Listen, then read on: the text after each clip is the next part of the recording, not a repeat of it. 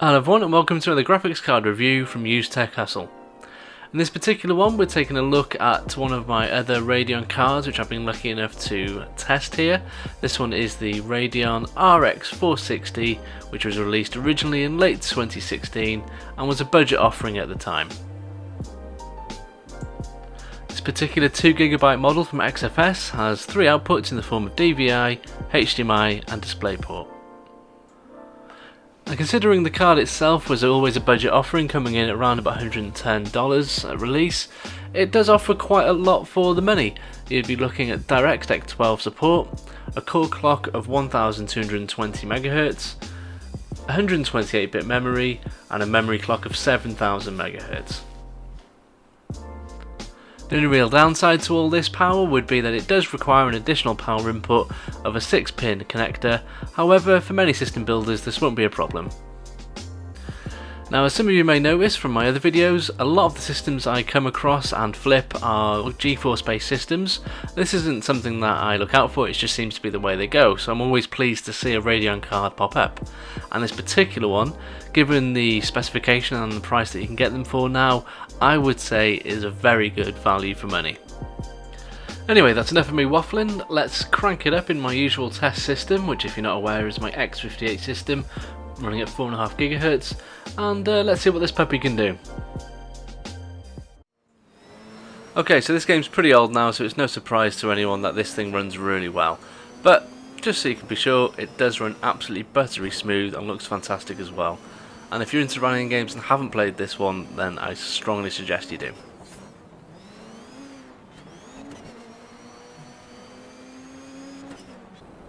Next up we've got our old faithful in the form of GTA 5, and unsurprisingly again, being one of the older titles, it runs very well indeed. Now the VRAM does mean that you can only have the settings up so far without running out of memory, but as long as you can keep that in mind, you'll be very happy with the performance.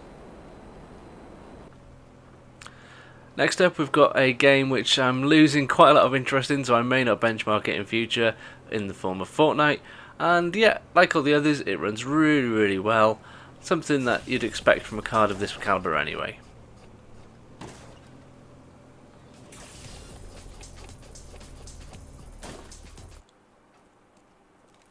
We've got CSGO next, and much like the other games we've seen so far, it runs absolutely buttery smooth. A nice high frame rate, so if you're into that competitive side of things, this will be an absolute perfect choice for you, especially if you're on a budget and can get one for a good price.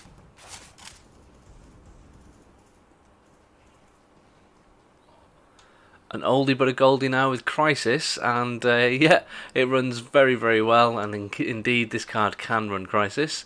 It's a kind of buttery smooth 60 frames a second for the most part, with some fairly reasonable lows, and a game of this caliber, yeah, you'd expect it to run fairly well, which as you can see it does. BF1 next, a game which seems to perform very well on most cards that I've tried it on really. We've got it stuck on the high settings and we're seeing an average of just under 60 frames a second with some very reasonable 1% and 0.1% lows. Perfectly playable and I would say very smooth.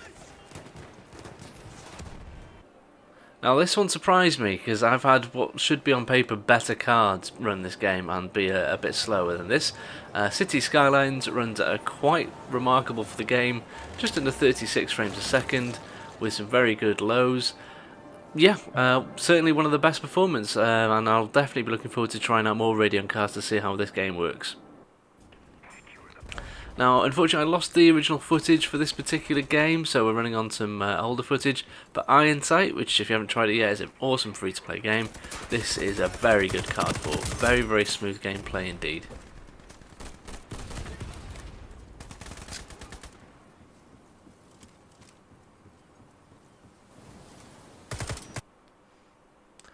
Now we've got PUBG, and again, unfortunately, this is a game I lost my original footage for, so we're running on one of my older ones, but the average we saw was just over 50 frames a second at medium settings.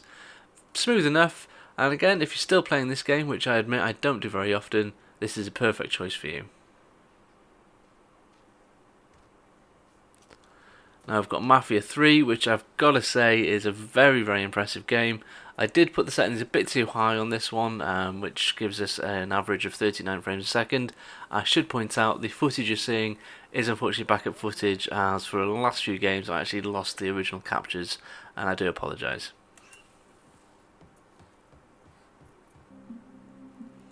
Finally, we've got the Heaven benchmark. I'm not sure if I'm going to include these in future videos because it's kind of half meaningless from what I can see, but there it is on screen. Make of that what you will.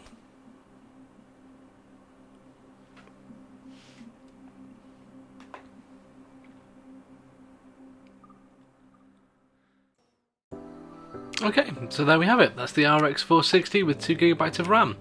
In my opinion, it's an extremely good card, and another AMD card that I'm thoroughly impressed with.